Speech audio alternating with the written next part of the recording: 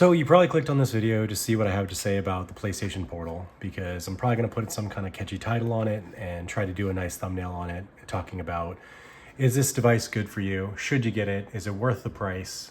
Who's it for? Is the quality actually worth it? And I find myself struggling to answer that question the more I play with it recently. I really enjoy it. I put a lot of hours into the Portal. There's a new update, 4.0.1 that came out.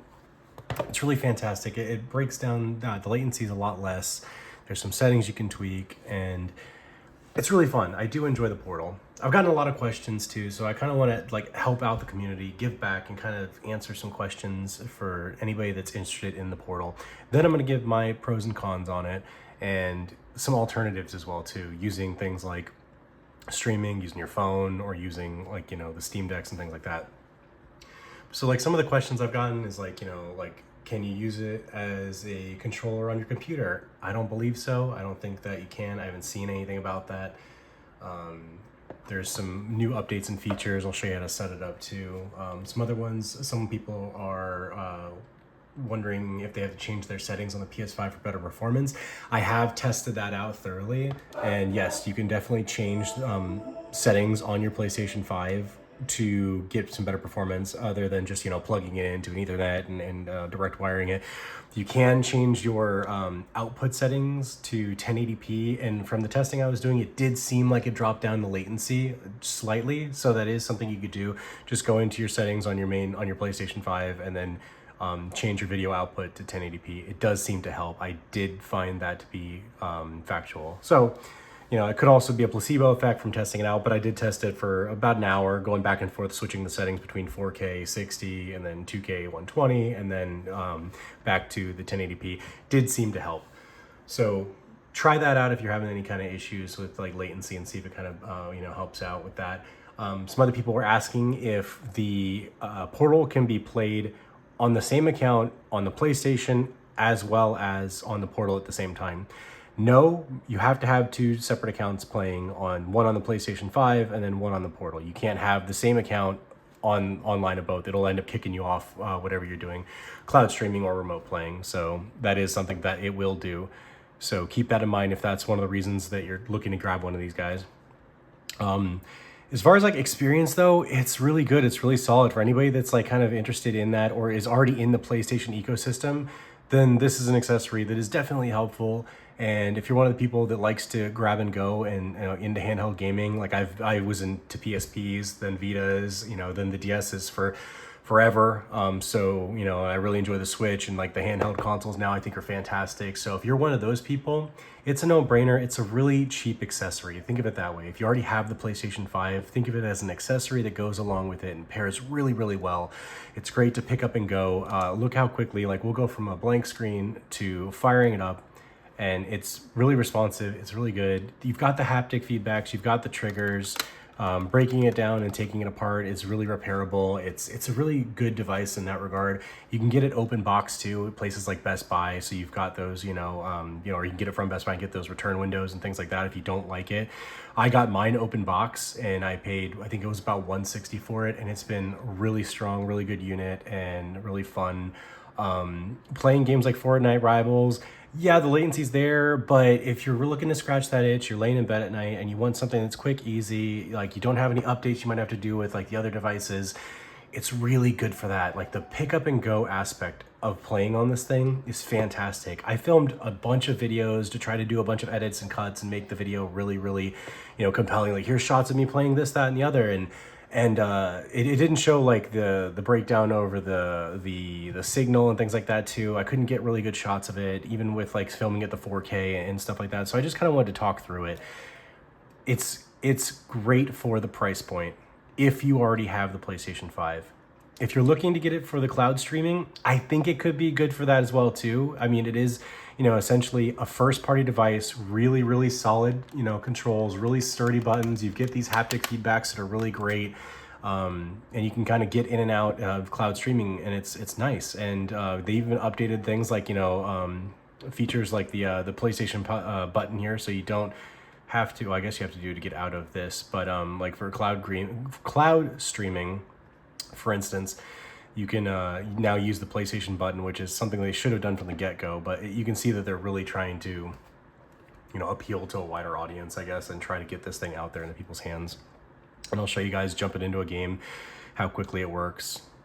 And you can kind of see in real time, loading into the cloud streaming. And generally it's good. Like when I filmed like a couple weeks ago whenever they did the cloud streaming update and kind of gave my thoughts on everything. And I didn't put the video together because I just was getting such inconsistent results that I was really worried about saying the wrong things or giving someone the wrong impressions and stuff like that.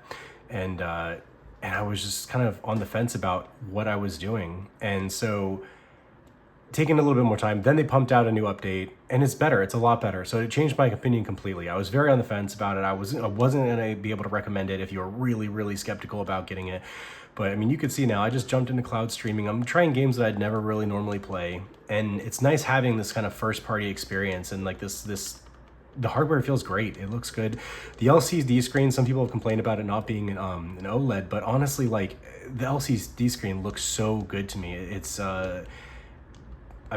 really comparable to the OLED. Unless I have them next to each other when I'm like looking at them actively, I really think it's a great quality screen. It's nice and big, and you can kind of see this is the OLED Steam Deck right there. So you can kind of see the size comparison. Let me make sure it's on camera. And you can kind of see like, look how much bigger it is. You get so much more real estate. And I believe it's 60 FPS at 1080p if I'm not mistaken. And the quality is really, really good. And this is something I could definitely feel confident about, like handing to my daughter. She's played, a 5-year-old that's like wanting to play the Ratchet and Clank game, and she's popped on here and was, swinging around the hammer and stuff like that. And I'm not worried if this thing ends up breaking, I paid, like I'll be upset and things like that, but it's not like she's breaking like a $1,000, computer handheld or like, the PS5 or something, or, this is basically, I'm looking at it as an extension of the thing that I already own, the PS5. And it's a nice accessory in that regard. And now you can also see you can hit the button, turn off cloud gaming right there. So I do think it's a great product. I think that if you're curious about it, grab it from somewhere like Best Buy, or if you can find it on Marketplace for a really good deal, grab it from there. The one quick thing too, to set it up, people did ask, they weren't sure how to get it set up. You hit the little tab up here and it's gonna open up your like settings area. You click into the settings area.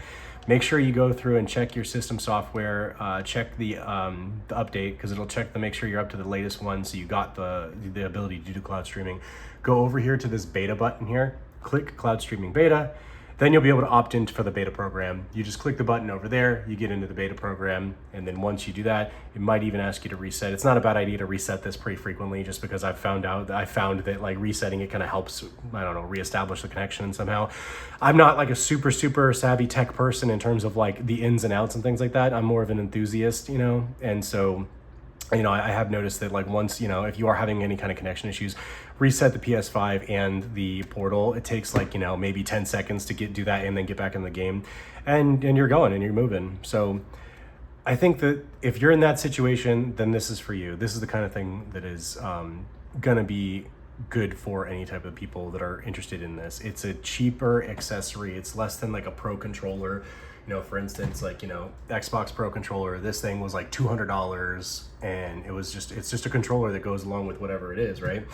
For, this essentially is, some freedom, portability. You can go into, lay in your bed with it. To me, I kind of have gotten away from gaming on the big screens, and as much as I enjoy it, I've always liked that handheld, like take it with me. It's a part of, me being, getting away and being immersed in something. And I feel like it's like taking a book and going and reading a book, right? I can go into a corner, I can go into like, my own space, my office at the den, and just kind of like, get really invested and immersed in it. So, it's good, especially if you have a massive library of PS5. I'm kind of getting away from that nowadays and getting more into PC gaming and Steam and things like that. So there's other options too, like, here's the Steam Deck OLED, but you could also pick up a Steam Deck LCD and have a great experience on it and set up things like Chiaki for Deck. So this is the PlayStation remote streaming app basically, and this is Chiaki, which is on the OLED, and you could set it up on the Windows handhelds too, probably even easier.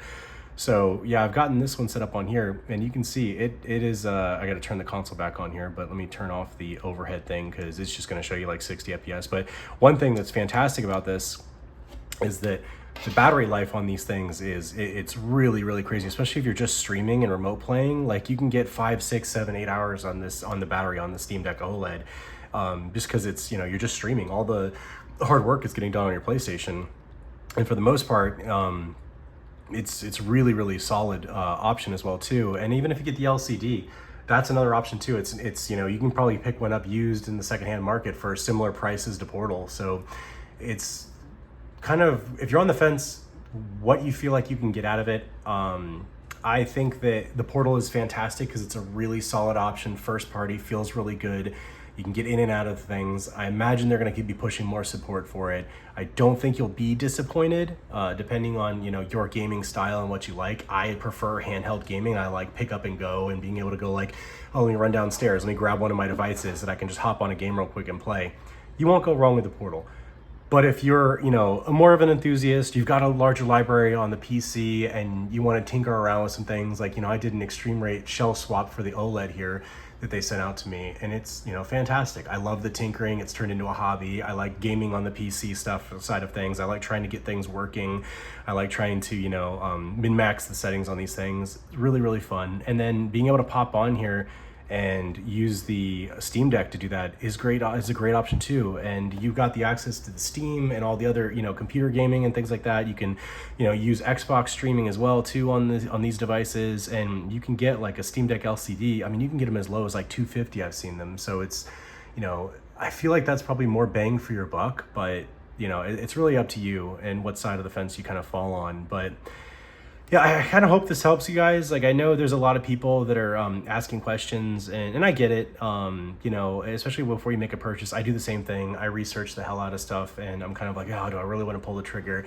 I feel like with this being such a cheap thing, you probably won't be disappointed. And the fact that they still seem to be a pretty hot commodity on, like, you can see them on Marketplace and things like that.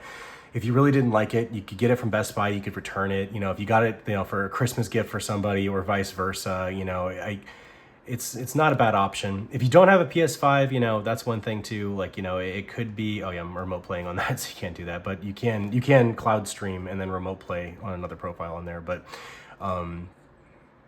yeah, I think it'll be good if you guys did get it. But that's one thing to kind of think of. It's not available. Cloud streaming is not available in every country too. You have to Google the list because it's a massive list of where it is available and where it isn't. So if that's something that's keeping you away from it, keep that in mind as well too. But for the most part, I was really apprehensive about recommending it, but I could say with it being so cheap, this isn't like, hey, go get the PS5 Pro, and spend, $700 to $900 on the thing.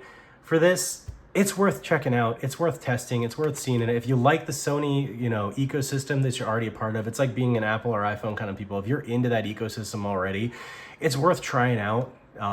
Especially with, the availability of them now too. Like, they're pretty easy to get a hold of now, and grab it from Best Buy, grab it from, Target, wherever you could like take it and test it out, and then you could return it if you don't like it. And if you do like it, grab it best open box. Like, I think that's a really solid deal. Like, I got mine open box, and it's, I haven't regretted it once. I played through games start to finish on this, like the Final Fantasy, the newest one, Rebirth, and yeah, no regrets, not even a letter. So thank you guys for hanging out. I just wanted to kind of get more of a candid video to you guys. I'm trying to set up the YouTube space to kind of pull this whole thing together and make it nicer and do those videos of the cuts and the cool open boxing and things like that of stuff. And I want to get more of the other hot handheld PCs and stuff like that, so I can kind of really dive in. I want to get the retro consoles and then games and stuff, because I'd really like to kind of help give out back to the awesome community on YouTube that is like the retro handheld gaming scene, the video gaming scene, the handheld PC scene, and kind of just give my thoughts on stuff and kind of give another perspective out there, because I enjoy that kind of content, and I feel like the community seems to be like really positive around it, and I'm really excited to see what the future holds for the handheld PC market and where gaming is going to go in the future. And yeah, I'm hoping to kind of help build a community in that and give my 2 cents on it. And then, maybe I can grab some stuff and test them out. So, nobody else, you don't have to, spend the money on something you might not like. So, but thank you guys. I do appreciate it. If you do like the stuff, I'm going to drop the same thing everybody does. Like, comment, subscribe. Let me know what you want to see more of. Let me know if you want to, what you have, if you have more questions and things like that. I try to go through all the comments and answer them. But thank you guys so much. I appreciate it. Enjoy the rest of your day, and I'll see you guys in the next video.